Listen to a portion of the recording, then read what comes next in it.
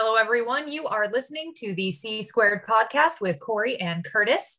Today, we are just by ourselves, so probably some shenanigans, occasional tomfoolery will be involved, but we are, for the most part, going to be talking to you about teamwork, working together as a team.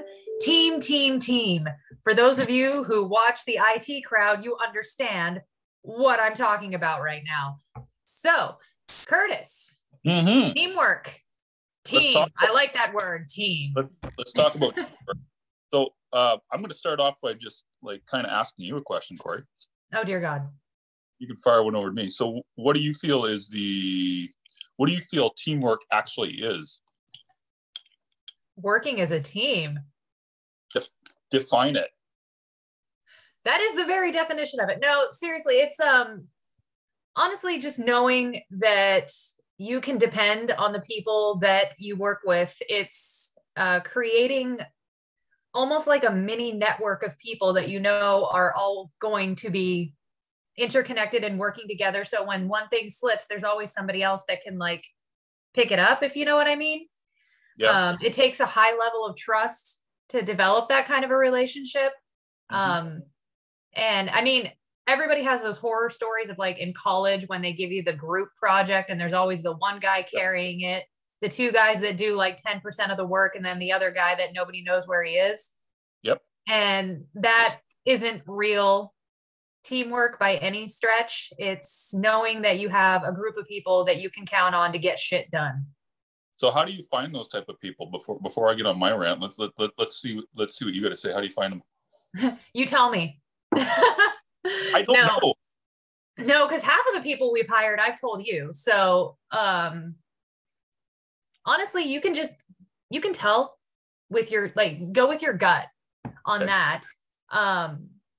You can usually tell just by somebody's track record. If you're not going to go with your gut, you can tell by somebody's track record whether or not they're going to be hardworking. You can look at what they're currently working on. You can talk to people that you can reference check. It's, pretty easy to determine whether or not somebody is going to be able to work well with you. Okay. Well then why do we do what we do then? Because we don't do that. We do completely different. I started working with you unbeknownst to either of us. Either of us were even. You went with your gut. So that was the first thing I said was go with your gut. Sort of. Okay. But what about Holly and Gaia? I mean, okay, those were gut instincts, but no, Gaia you'd worked with before in the challenges, so you've seen how she's worked. Holly is another gut one. Aaliyah was gut. You can just you can tell based on how she is and how she interacts with people. A lot of it comes down to whether or not the person is respectful and how they interact with other people. If you can't look at or aren't looking at what they've worked on in the past. I mean, Holly was on our podcast, so it was easy to see how she interacted with us. Yeah, we just hire everybody who comes on the podcast. That's just what it is. To clarify, I'm not hiring anyone else for the next foreseeable future. To clarify. There's no one else coming on board. If anybody is going to be asking, that is not fucking happening for at least for the We do not have a job application process. No. It's purely if one of us says, let's hire this person. Okay. Pretty much how it goes. We are an equal opportunity employer, just for anybody from the government who is listening. Well, we don't. And also, if anybody from the government is listening, we are not actually an employer. We do contractors is what we do. Exactly. We are not employers in the traditional sense. So where were we going with this? Okay. So gut hiring. So I know what I do, but let me hear what you kind of define as being the gut hiring process. Not really from the gut. What do you mean when you say that? Well, it's generally whether or not I can get along with the person. I watch how they interact with other people. You can usually tell if a person is intelligent just based off of how they talk. That becomes apparent pretty quick. Usually. Unless you're me who can't a fucking word of English. Yeah. Oh, come on. You set yourself up for that. Now you're choking on your soda. No, great. I've killed Curtis. Anyways, go ahead. No, it's just, you can just get a good read on people after you've talked to them for a bit. Okay. We'll define like how long it should be that you should be kind of like getting a read on people. I usually can tell within the first conversation whether or not somebody's going to be a piece of shit. Really? Mm-hmm. Okay. So what's your process for determining whether someone's a piece of shit? And then I'm going to say something. How they talk to me versus how they talk to people who they perceive as their inferior. I watch everything that people do and how they interact with everybody. And if they talk to me, if I'm like in a position of authority and they talk to me with respect, but then I overhear them talking to, you know, a receptionist or something like that at the place that I work with any kind of disdain, I know what kind of person they are. There's a mutual acquaintance that we have that within the first conversation, the first actual conversation I had with him, I knew he was a piece of shit. So it's not all just what you see people putting out there in the ether. You do have to talk to people to get a good read on them. But usually within the first conversation, I know they're a piece of shit. Okay, so let's turn it around. Okay, so let me ask you this. So what made you decide that I wasn't a piece of shit? Let's put you into the grill here. You didn't treat me like somebody who was an inferior. I had seen how I did see everything that you put out into the ether, but that persona carried into your private conversations, if that makes sense. Like you didn't suddenly turn into a douche the moment it was not a public conversation. Okay, fair enough. Okay, so I mean, you're like the weirdest bully in the world. I'll say that, in that you're like bullying people into success, but yeah, I do that a little bit. I have to admit, but okay, so now here's how I look. Here's how I look at it. Is I kind of do something similar where it's kind of like I make a judgment call based on the conversation, and I make a judgment call based on more than one conversation. Unlike you, apparently, I do. No, I mean, I will give people time if it's something like they're awkward or like something like you can tell somebody being awkward or a bad conversationalist versus somebody who is a straight up douche. There's usually a difference. I mean, we talk to people who are not the best conversationalists all the time, and they're some of the nicest people. They just don't carry on a conversation very well, but you can tell the difference. There's a maliciousness between one and the other. And one other key thing that I think personally is the fact that the person will go for a straight douchebaggy type of ask. Right Definitely. A douchebaggy ask, not a rational ask, if you know what I mean. You know what I mean when I say a rational ask versus douchebaggy? Does that make sense? Yeah, like the big ask versus this is a reasonable request. Yeah, exactly. Okay, just want to make sure I was being clear. So now where are we going with this on this part here? So when we hire people, and since we're talking about hiring, quote unquote, hiring for the government, if they're listening. When we collaborate with people, that's probably the best way to put it. So when we collaborate with people, we aren't necessarily looking for anybody that has any experience, because basically no one really has any experience. No, honestly, so I say this all the time, and my day job boss actually loves this statement. Experience just means you lasted long enough to not get fired. It doesn't mean you did anything good. It just means you didn't do anything bad enough to get fired. That's all experience means. Yeah. And so I look for somebody who's willing to learn versus somebody who thinks they've learned everything already. Yeah. What's that noise you're making? I can hear thump, thump, thump, thump, thump. My vinyls were falling over, so I was pushing them back into place. Your cat or something like that? Bam. Yeah. No, my vinyls were sliding down. So cool. Okay. So next thing. So just about the experience thing. So I would say that the main thing with people is the willingness to do versus the knowledge necessarily. Like for example, the willingness to learn, to me, it encompasses doing, because I mean, you have to learn by doing things. Yep. 100%. Versus someone that feels entitled and like they should get everything right off the bat. Because for example, Gaia is a good example of this, as someone who is just willing to learn and willing to do all the time. Whenever she's asked to do something, she always says yes, unless she's in the middle of something. She's always willing to learn how to do it if need be. And she doesn't do a lot of, what's the right word? There's no arrogance in the fact like she knows what she's doing already. You know what I mean? Mm-hmm. She's willing to learn, take advice, but she'll also ask questions, and she'll also say if she thinks that something needs to be changed, right? But it's not an arrogance factor.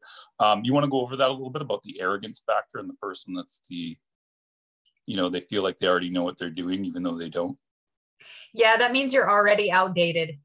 The moment you stop learning, everything you know is outdated. Okay.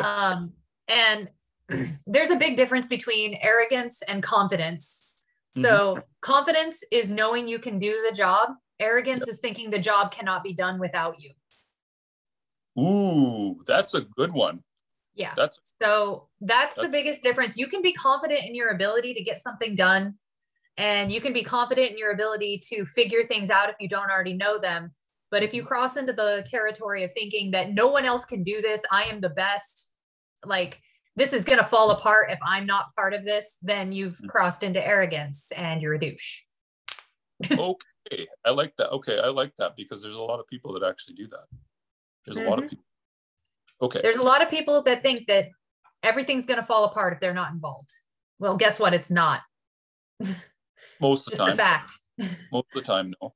Okay. So the arrogant attitude. So what do you think would be the right attitude for someone who's going to be an actual team player? Because you do want to have the confidence, but you also don't want to be too timid. Do you know what I mean?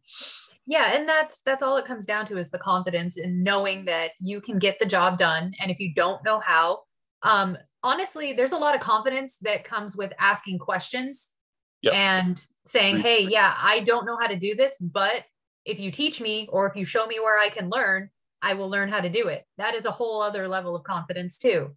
And it's not, a lot of people see those kind of things as a type of weakness, and it's not, it's just straight up not.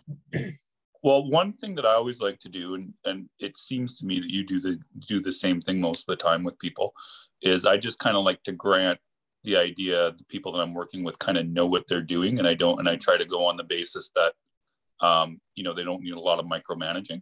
No, God, no. Micromanaging is a team killer. Unless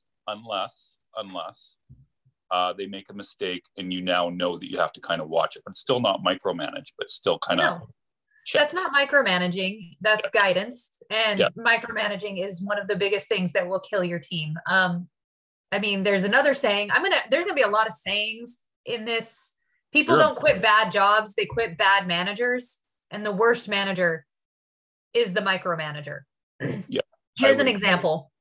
I worked in a call center for 2 years. Yeah, nice. 2 years I lasted in a call center, a banking call center with people screaming at me all day, every day in their credit card department. And it was horrible, but my boss was great. And I lasted there for 2 years. Fast forward, I had a marketing director job. I lasted at for 6 months. That is the difference between a good manager and a bad manager. I pieced out from that other position because it's like, no, this guy is absolutely horrible to his team. So nobody will ever respond well to micromanaging. Well, unless they really, but if you find someone that you need to micromanage, I always got to get rid of them. I can't. Yeah. If the person needs to be babysat, they don't need to be working for you. Yeah. Let's talk about that super quick. There's more I wanted to go about with micromanaging and stuff, but since you brought it up, the person who needs to be babysat, how do you to me, if someone's constantly asking questions, that might be trying to learn versus, the person that needs their hand held. I know I personally, like if someone's constantly coming to me like every 15 minutes and it's been like a week or something, I'm like already starting to think I want to get rid of them. I don't know how you feel about that, but I'm just like. I don't mind when people ask me questions. They can ask me questions all day long. But I mean like about small details type thing where they need permission. Well, that also comes into your abilities as a manager to help them be more confident and just let them know it is okay to make a decision. It's okay to do these things for yourself, because not a lot of people know that it's okay. But if they do need to be babysat, they need their hand held, all the they time. can't do anything for themselves, then they don't need to be working for you. They're not ready for the position that they're in. I would agree with that. So how long do you give people on that, just out of curiosity? It really depends on the level of hand holding and the level of babysitting that's necessary. Like if I'm constantly having to follow up with somebody to make sure that they get something done, it'll be a lot faster than somebody who's like asking 8 million questions a day. It's that unreliability factor. Like if they still get stuff done, but it's slower because they're asking a million questions, I'm more willing to work with that person than somebody who I have to be like, hey, is this done yet? Is this done yet? Is this done yet? Because they're not getting shit done and I have to babysit them on it. That's actually a key point too, about the speed of people getting things done. Like if they're constantly taking like 2-3 weeks for something that should only take like a day, or hours and hours and hours for something that should only take a minute, that type of thing. I think that right there is always an indicator to me that you need to axe the person, just like right off the bat. Okay, so back to what we were talking about earlier on teamwork, which was about, okay, we didn't really get into it, so I'm going to phase into it. So how do you think you kind of build up where you can depend on people? If you get what I mean. Well, that just comes with time and finding the right people. So, I mean, obviously we moved kind of fast in our little collaboration that's not a company. The collaboration. Yeah, our collaboration that's not a company, IRS. But it just comes with time and, you know, the people's track record. And again, it just comes down to your instincts. Okay. So now let's kind of bring it down to C squared here. Okay. So when we started working together, which was back in February-ish. Yeah, February-ish. And then we actually started doing like consulting and stuff and PR and stuff and management type stuff together, which was in March. So how important do you think the speed aspect was on things? Because I know you weren't expecting that fast, but how do you think it was important? I know I do. I don't necessarily think it was important. It was definitely unexpected. Okay. I mean, I don't think it was like make or break with our team that we have or anything like that. The speed at which we moved. What was us at first? Yeah, I know. Got people in a month. But I don't think that it would have like hurt our relationship if we'd have taken, 2 months instead of 1 or something like that to get things rocking and rolling. I don't think it would have hurt, but I mean, it's just kind of, it is what it is. Okay. Do you think the speed factor is or was a good thing? Well, I think it's good for our clients because I mean, we have a whole team that was up and running really fast that can help them be more successful. So they're not waiting around on us to build shit out. Yep. No, this is true too. I want to talk. So what I think about the speed thing, I think it's totally needed all the time because to me, I think if we get Holly, Guy, and you full-time ASAP, it just gives more time to spend on the clients. Exactly. That's my own opinion of it. And then that way it's like, you and I don't have to be working from 7 o'clock to 11 o'clock every fucking day, or 4 o'clock to 9 o'clock in your case, or whatever the heck it is. Mm-hmm. But do you know what I mean on that? Like, just to me, like if it goes, in my own opinion, if it goes fast and we get these guys stable and when we get them so that way they're in a point where, we can have our clients helped, like 10 hours a day or 11 hours a day. I think that would be good in the long run. What are your thoughts? Instead of 17 hours a day? Instead of 17 hours a day, you do like 12 hours a day or 11 hours a day or 10 hours a day or whatever the heck it is that you want to do. That just sounds relaxed. Well, it does, but then at the time, if you're doing 11 hours a day, 12 hours a day, then you can even get more clients. You can still do 16, 17 hours a day. Do you know what I mean? That's exactly what you're going to do. It's going to be like, oh yeah, we can chill out and only work 10 hours. Nope. Curtis has filled it up with another 7 hours worth of clients. Yeah, but that's a good thing though, at the same time. That is a good thing. I'm just saying. That's totally what you're going to do. I am totally. as if you're one to talk. You'll do the exact same fucking thing. Oh yeah, just go fucking take this, blah blah blah. Okay, so now let's talk about for a minute here. So trust levels. So how do you kind of determine whether you can trust a person that you're going to be working with or that you are working with? Well, if the person has a good reputation, I tend to give them the benefit of the doubt until they give me a reason not to trust them. That's kind of the way I operate is, okay, they're not known for being a douche. They're not known for being a piece of shit. So I'm going to assume they're not a douche and they're not a piece of shit until they prove me wrong. What would be something that would prove you wrong into realizing the person was a douche? Because everybody has momentary times when they act like a douche. Well, yeah. Well, it would be habitual. So being habitually unreliable. Okay. Being consistently, the way that people talk to people they perceive as their inferior, that's the one that really gets to me.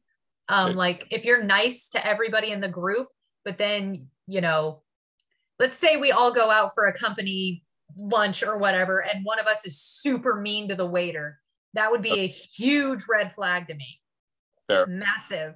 Because I know people who are like that they're nice to their equals and then super mean to anybody who's just getting started out, who doesn't really know what they're doing, who has who's in need of guidance, and they're like, oh yeah, you're beneath me. No, that kind of an attitude, straight up, that will get somebody kicked out of my circle real fast. But yeah, being not dependable is a huge one, where it's like if they can't get things done, it doesn't really matter how nice they are. I can't trust them to do their job. Yeah, I think that's a key point too, is like, even if the person is nice and you get along with them and they just can't do anything, then you just can't work with them. You just can't do it. Exactly. So, I mean, I'll stay their friend, but we can't, or they're habitually, they can't keep their word. Oh, I'll do XYZ tomorrow. And then it's 3 days later and it's still not done. And it's like, it doesn't really matter how nice they are. Yeah. And again, there's judgment in all these things, because sometimes things can happen. Like, for example, like say someone ends up going to the hospital or something, you're going to have obviously, if somebody's mom just died, then I'm not going to I'm not going to hound them about getting a press release out or something. Like, that'd be ridiculous. Although knowing, but if it's like, let's say, here's an example. Let's say that they have projects they know they need to get done.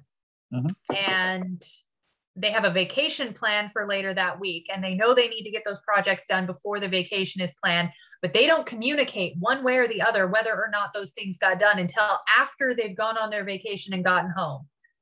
That is like, no. I agree. Mm-hmm. I agree. I think that's a very key one. I've had people do that to me, where they go on vacation, they don't tell you, and then you're waiting for a week. And it's like, I don't care if people don't have to work 17 hours a day like I do. That's a sickness. That is a form of mental illness. I'm 99% sure. But, but if they're going on vacation or they have things they need to do, just communicate. Tell me. If their communication is shit, it'll start to not matter how nice they are. I want to point something out, just since we're on the topic. I don't think working too much is a form of mental illness. I think it's actually a good thing. Of course you do. You have to think that. Well, you're the driving force behind our schedules. Well, yeah, but here's the thing. Okay, but tell me this, since we're on the topic, since I just want to talk about this for a brief second here. Mm-hmm. Tell me this for a second. Would you rather work with someone who is productive or someone that's constantly wanting to be watching TV and doing nothing? Oh yeah, obviously the first one, because that would just drive me insane. I've worked with people like that they just kind of, or they take like so many days off every month. Exactly. Exactly. I can't get shit done. Okay. So would you agree now with me that the working is not a form of mental illness? It is actually a form of, and also I want to point out, people who don't work very much generally have a bad attitude, and they generally get lazy, and they generally just do nothing, and they have a bad attitude. So double bad attitude. Yeah, because you said it at the beginning and at the end that they have bad attitude. But would you not agree with me on that? That most people that want to take a lot of vacation, people that don't want to work very much, are generally people with bad attitudes? I mean, they can be, yeah. Your version of a lot of vacations and what I would see as reasonable are probably two different things. I mean, somebody taking a couple of weeks off every year. So like 1 week in the spring and 1 week in the fall or whatever. That's probably I okay. don't see that as a problem. I mean, I probably would a little bit, but just a little bit, not much. No, okay. So no, we're basically in agreement with that. But I mean, like, you know what I mean? Like most people that I say this as somebody who's taken exactly 1 day off since Christmas. And that's, yeah, I've taken 1 day off since Christmas. And my 1 day off was Christmas. And every other day I've worked. So I'm like the world's biggest hypocrite. Yeah, everybody take vacations. I'm not going to, but you all go. Yeah, but the thing is if you don't want to, you don't want to. Yeah, true. Like, I mean, there's nothing wrong with that. Okay, so back to what we were talking about again, back to teamwork, since we've now established that working too much is a good thing. We've now established that. What was I getting onto? Okay, so the teamwork thing. So how else would you say, or sorry, what other type of indicator would you say would be a thing that you have to watch for to make that someone is not going to be a good teammate? So other than attitude and dependability, I'm not sure what else there really is, because I mean, those are the two biggest things, attitude and dependability. Well, this is probably kind of on the dependability end of things, but not being on time consistently. That goes under dependability. Yeah. Well, yeah. I mean, like, just as I've seen people that can be dependable on getting a job done within a certain time frame, but they still can't show up to like an appointment. That also is a respect thing. If somebody's habitually like 10, 20 minutes late to every meeting, it just shows they don't respect the team. I hate that so much. It just bothers me. Like, there's no tomorrow. If someone is consistently late for things, like as a general rule, if you can't show up on time every single day, there is a fucking problem with the person. It's not anything else. I fucking can't stand it. I don't know how you feel about it, but I had a former supervisor that was late to every single meeting because he would do things like walk across the street to the bakery and go get a cookie and make everybody else wait on him. Yeah. And that kind of thing, it really does, because it just shows a certain level of respect that isn't there. I agree. Like, oh, you guys can all wait on me to go get my cookie. I've actually not taken on clients because of the fact that they were habitually late. I actually have done that, and I've done that more than once. It'd be like, person can't get me the stuff on time. They don't answer emails. They take 2 to 3 weeks to answer emails. A lot of times I'll just tell them, sorry, can't take you on, too busy. I don't want the fucking hassle with it. Because you're going to have to babysit them. Yeah, well, exactly. And well, the other thing too is like, I've also had it where it's been like, the client doesn't, like, let's say there's a big premiere supposed to happen. Client knows it's supposed to be happening on this date because the album's supposed to release, and then they don't answer you back in time. And then you blow the premiere falls apart because of that. And then they get mad at you and you're like, well, dude, it's because of the fact you didn't get me the embed or whatever the fuck it is that you needed on time. Right. Mm-hmm. So yeah, just in terms of clients, like if someone is, or just in terms of teamwork, if someone's habitually late or they can't do things on time, I just don't want anything to do with them. Okay. So now next thing on the teamwork thing, let's talk about C squared again. So what do you feel we are best at in terms of teamwork? Honestly, our communication skills. We make sure everybody is on the same page. We go through a lot of effort to make sure that everybody knows what's going on, be it through chats, through emails. Like, I mean, that's probably our strongest point, is we're very communicative. You think so? I do. I really do. Because you go through a lot of effort to make sure that everybody knows what's what, and that everybody sees everything, and that everybody knows what they're supposed to be working on, and what they're, just everything is very clear. It's very clearly, even though it's super freaking hectic, and to the outside world, it would probably be like, how the hell do they even know what's going on? For us, it works. Yeah, no, that's true. But okay, well, let me ask you this then, since we're on the subject of it. How much do you think there's too much communication, or do you think it's the right level of communication, or too low of communication? It depends on how many gifts we're sending in a day. True. Okay, but what is optimum? Because there is a form of over communication too that can also happen.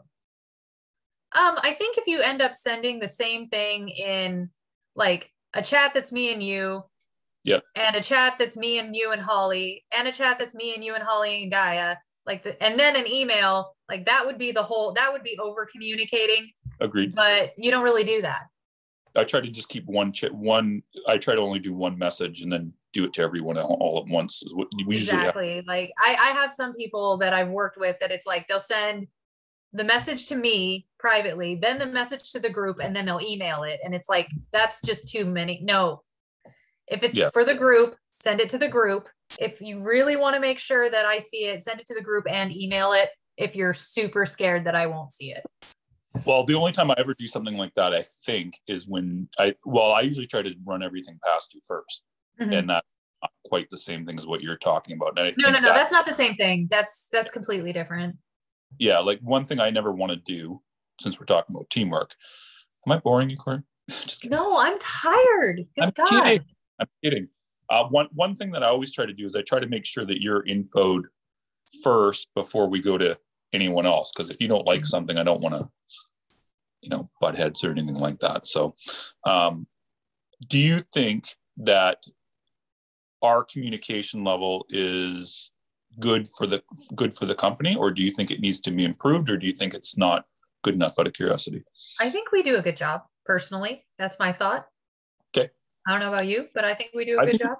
I think it's pretty damn good most of the time. Yeah. I think the only thing that I think that we could probably improve on as a group, not just you and me, is probably having the other guys more originate communication as well sometimes, because sometimes it almost seems like you and I probably like ask the questions versus having them giving us the information. Do you know what I mean? Mm-hmm. But I think that'll come in time too, because we're not really quite at that level yet, if you get what I mean.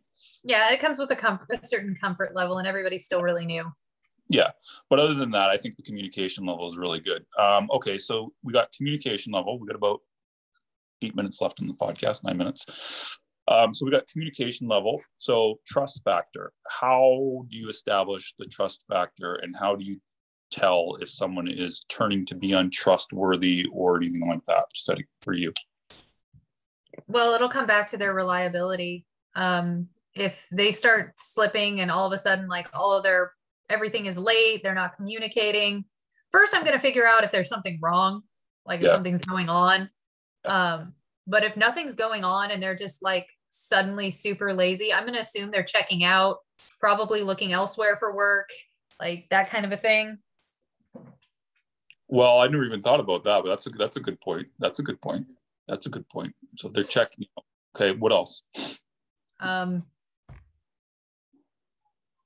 obviously lying, like saying, like if I find out that they said they worked on something, or they did something, or they had this, kind of I work with XYZ person, and I find out that it wasn't what they said that was, or if I start thinking, like if things start popping up where it was either exaggerated or it wasn't true, then obviously then the trust is broken.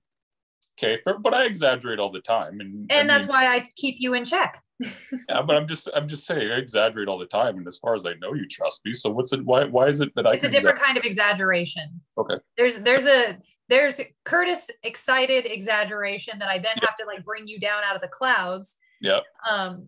Versus exaggerating an accomplishment. There's a difference to where it's no longer true. Fair. So it's outright lying about something versus just kind of like exaggerating a little bit, is what you mean? Yeah. Okay. Okay. So now back to the trust level here. How important do you think it is that we have to have the trust in our people? Because like with me, I go on the attitude that I trust all you guys 100%. That's just even if I maybe thought something was wrong, I would ask you guys. I wouldn't assume. Do you know what I mean? Mm-hmm. So I don't know about you, but do you feel that's an important trait to have? Because I just automatically assume you guys are going to be 100% truthful. I assume you guys are going to be 100% not. I mean, that's kind of how I operate too, is that I just assume the best. And if I'm wrong, then I adapt from there. So, okay. So now how do I want to put this? Because I don't know, because I think it's kind of unique what we do in that sense, because like I said, like 100% trustworthy, trust I have in you guys. I don't know why I have it, but I do. And I always got to assume that you guys are always doing the right thing. But how do you kind of develop that? Because I'm not really sure how I do it. I just kind of get a sense. And so like with you guys, I have it, but other people I don't, but I'm curious how you get it. It's all intuition for me. I know that's not really helpful, but No. that's what it is.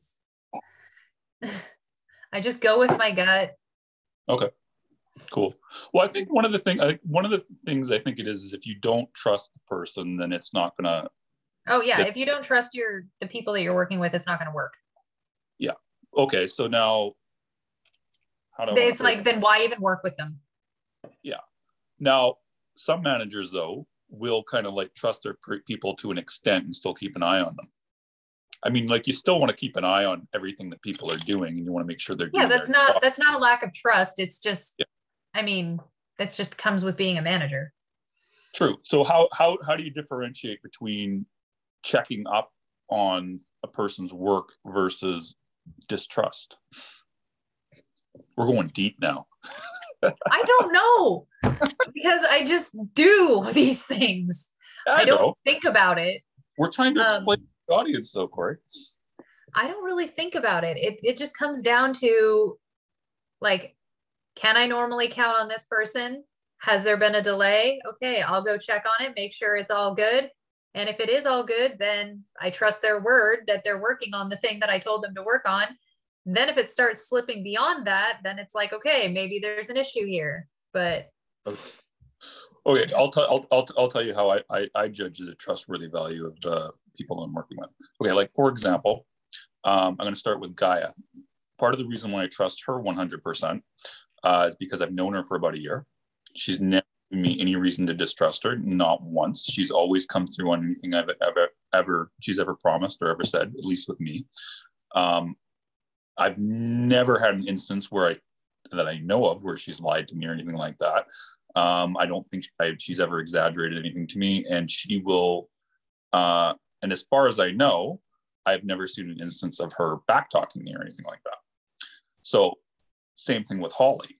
So for me, when I see if I see any of those type of indicators right there, I automatically assume that there might be a bit of a problem with the person. Do you know what I mean? But and also the willingness for the person to want to work with you as well. If the person kind of has the attitude of like, yeah, I'm only here for a short bit or something like that, I would also look at that as being a bad indicator. I don't know about you. Yeah, I mean, I would see that. Yeah. Like, you know what I mean? Like, I'm only here with you for like maybe a couple weeks to learn something, and I'm planning on doing something or something like that. You know what I'm saying? Yeah, that's just kind of a waste of time. Yeah, I agree. Okay. And the other thing too, I think a really key point on all that with the trustworthiness is the person saying stuff about the people not necessarily behind their back, but like, let's say making fun of them all the time, that type of thing, and not respecting the people. I think that's a key point right there. How about you? Yeah. And also what they say about others behind their backs, like the level of shit talking starts to, like, I can get being mad at somebody and being frustrated with somebody, but if you're constantly shit talking another person, then it's like, obviously you're shit talking. You could be shit talking me. You can be shit talking anybody behind their back. So, and a key point too, another thing I want to mention on that though too, is that shit talking doesn't necessarily mean like just having fun with the person. Like you and I shit talk each other all the time. Yeah, like I know. No, it's malicious. It's not. It's malicious. Yeah. Okay, so I also think that if you start seeing another group member shit talking another group member, I think that's also a bad indicator as well. Mm-hmm. So like, for example, if Holly or Gaia started telling me that, something about you not wanting to work with you or thinking that you were, I don't know, mean or something like that. I mean, we all know you're mean, but you know what I mean? Yeah, I'm a dick. But see, we're doing it again. But you know what I'm saying though, right? Like, would you agree that would also... Well, that's what I was just talking about. Like there's like, if Holly or Gaia came to you and they were like frustrated with something that I was doing, that's one thing. But if it's a habitual, Corey is the worst, then that's another thing. Yeah, let's bring that up super quick. So like just kind of taking your concerns to the other person versus the shit talking. How would you tell the difference? Like if Gaia or Holly... Honestly, if somebody has a problem with me, they can just talk to me. So that's like... Sure. Okay. So, but sometimes you don't want to confront the person directly and you need some help. So there's a difference. So like, for example, let's say that, this hasn't happened, by the way. I'm just giving it as an example.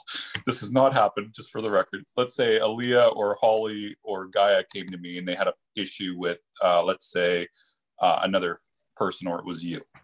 How could, or they did it to you about me, for example. How would you determine whether it was malicious or if they just needed some guidance and advice? Well, there's a difference in how it's brought up. Okay. Like, I'm not really comfortable with XYZ that was said, or the way this project is being handled. I think it could be better in this way. I'm having a problem with it. It'll have concrete examples of things that they have problems with versus Corey's such a bitch. It's like, well, we all know that, number one. Number two, Corey's not want to bring that up right here. But like there's a difference in how it's brought up versus, just, oh, this person's horrible, they're the worst. Okay, but what are they doing? Yeah, and I think I wouldn't have a problem if someone did that with you about me at all, because of the fact it would be like, okay, fine. But yeah, if they were coming up to me and they said, for example, Corey's being a bitch, or I hate Corey, then I'd have a problem. And you know what would probably happen? Right on the spot. You kill them? That's like, well, no. Well, killing. We're not we are the mafia, but killing would take a lot. I think. What would you think would be a fireable offense? Just out of curiosity. It really depends on the person, and like it's none of this stuff is concrete. Yeah. But when it comes to, well, it'll just be the level of disrespect. If there's just a massive amount of disrespect coming from one person towards anybody else in the team, it doesn't really matter if it's me, you, Holly, Guy, it doesn't matter. Then I would walk away from that person. Like if suddenly you turned into the massive douchebag who was just like belittling everybody, I would even go head to head with you. Yeah, but we all know that's not going to happen. I think I've got a pretty good track record at this point to know. I know. I'm just saying as an example, like it doesn't matter who the person is. They need to be respectful is my point. I agree. But there's also different degrees of respect. Like if someone is being servile, I don't want that at the same time. No, that's not respect. Yeah. Okay. Just making sure we're on the same page as that one for anybody listening. Okay, so expecting that from somebody is disrespectful. If somebody if a supervisor expects their team to be servile or groveling or constantly frigging bending to their every whim, that is a form of disrespect, and nobody should be putting up with that. I agree. At the same time, though, there also has to be an expectation of what the person needs to get done, which is not the same thing. I want to point out. No, that's not the same thing at all. Setting clear expectations and having like projects and goals, that's one thing. But expecting somebody to constantly be at your freaking beck and call and your mercy and having no boundaries and talking down to them and all that kind of stuff because you're the boss. No, that's not, nobody should put up with that. Yeah. Well, the other thing too is also just, you got to grant a lot of, respect is probably the right word to the people that you're working with. Like 100%, I always respect you. I always respect Holly. I always respect Gaia, Aaliyah, as we haven't really worked with that much. So I haven't been able to respect her too much yet. We haven't. It's only been like, 2 days? It's just funny. The way this is being worded is super funny. Well, I respect the shit out of my team. You know what I mean, right? Because of the fact, like I always do try to put you guys as being at the forefront of things. I don't think I try to take credit for most of the stuff myself. Even the stuff I do myself, I try to point in someone else's direction half the time. Do you think that, then we both do that, do you think that is something that helps us, or do you think that's something that hinders us by doing that? Well, that whole just taking credit for the entire team's work because you're the boss is such a toxic trait. I hate it. I think it's good that we do that. So, but at the same time, because one thing that's kind of bothered me is like if you or I do something, or let's say that you and I both do something, but we take it as credit for the team. Do you think that do you think that kind of overlooks us and makes us look less? Or do you think that, I'm curious, I'm just wondering. No, I mean, because it shows that we can build a solid team, which that honestly is harder than doing it all yourself. Fair enough. Okay. Fair enough. Okay. What else do we want to go over? I know one more thing. So one thing that I've noticed that we've done with Holly and Gaia both is I think that the level of trust that we put in them has actually built them into being better quicker, if you get what I mean. Exactly. That goes back to the whole micromanaging thing. Yeah. Nobody flourishes under a micromanager. Yeah. Nobody, okay. Yeah. You got to push the baby birds out the nest or they're never going to fly. I guess that's kind of rough because I've seen some baby birds go splat. Yeah, well, they got to learn. Yeah. Okay, so two last things to wrap up is number one, where do you think we're going to be going in the next year in terms of teamwork, expansion, and that type of stuff? Well, I mean, obviously, I want to have all of our people full-time rocking and rolling, full-time income. So that can be step number one. And then from there, I mean, we just keep building it out. And if we get more clients than we can handle, then we find more people. Cool. And then what do you expect's going to, how do I want to word this? What do you expect is going to happen in terms of other companies who do not have the same work ethic as we do? Do you think they're going to stick around, or do you think they're going to? Well, unfortunately, I think that some of these companies and some of these people, they will always have a customer base in the uneducated, in the ones that don't know the industry, the ones that don't know what's going on, and they see this, too good to be true rate of, like $20 a month for PR or whatever, and $2 a day. Yeah, $2 a day or whatever, and it just seems so tempting. They'll have those people, but they're going to plateau with those people, because once those people learn, they're going to move on to bigger and better things. And eventually, obviously, I think it'll get around that those aren't people to work with, but they'll always have at least the small customer base of the brand new that will potentially work with them. I agree. But they're never going to grow beyond that. They're going to peak at the bottom. This is totally true. One last thing I want to end off with, though, is the trust thing. Okay, so I want to say why I trust you. Do you want to hear it? It's the hair, isn't it? It's the hair. It's totally the hair. It's the fact that she likes Star Wars. That's totally the reason why. No, the reason why I have the 100% trust in Corey, and I think I've told her this a million times, but I'm going to say it anyways, is the fact that she has never, ever, ever not gone back on her word with anything. She's never, ever, I don't think, at least that I'm aware of, lied to me about anything, exaggerated her accomplishments, or done anything that would ever show me that she wasn't trustworthy. I gave you 100% access to everything within like 2 weeks. No issue whatsoever. 100%.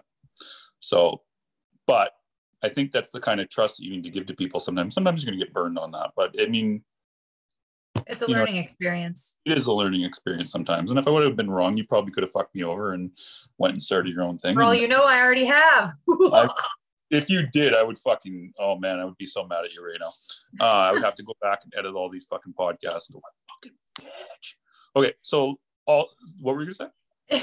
I'm just picturing you editing over the podcast with like a voiceover every time I'm talking, and the bitch is talking again. So I'm just going to talk right now because she's horrible. I would just take you totally off. Okay, well, let me You'd go like how they used to do in ancient Egypt, where they would like chisel out the old pharaoh's name and just like burn all of his statues, get rid of completely. I wouldn't even exist. But for the record, that's not happening. Not happening. That's not my style. Yeah. So tell me, why do you trust me? And then we'll end off. You haven't given me a reason not to. That's pretty basic. This is pretty much it. Like, you have a good track record with everybody. I see how you treat people. And you haven't given me a reason not to yet. And you Yeah. don't, you didn't ask me for a whole bunch of shit. Yeah, I never do. Like, I don't yeah, like you didn't come in with, oh yeah, I'll help you out if you do XYZ. Yeah. Like if you get all of my band's premieres or whatever, then I'll, I'll help you with your questions or whatever it is that you didn't go that route. No, I haven't done that at all. No. No. And for the record, I've done like a premiere. Great. Great. And they were all before I worked for you or with you. Well, I think one of them was for someone that wasn't really a client too. Yeah, one of them was, I'm pretty sure one of them was just from some guy that we both know that. Well, one of them, yeah, and then when the other one was Monica, who we both know and doesn't really work with either one of us really at all. I've never taken a dime from her. Do we have anything else we want to cover other than you passing out? No, I'm not passing out. Okay. Anything else we want to cover? I think I'm good. You got anything else? The only thing I want to say is if you want to work with us, please give us a DM. We can help you with basically anything. Corey, you want to give a rundown on what we can help with, and then we should end off? All the things. Basically everything except for writing the music ourselves. We've got somebody who can build websites. We've got somebody who we can do PR. We can do consulting. We have somebody who can do graphics. We've got a lot of talent in our team. So yeah, basically pretty much everything except for writing your music for you. We can probably figure out how to do it. And we are extremely skilled at getting people that aren't making any money into making money, as long as they work and they have good music. Yes. Those are the things. Okay, so I guess that's it. Party on, Corey. Party on, Curtis.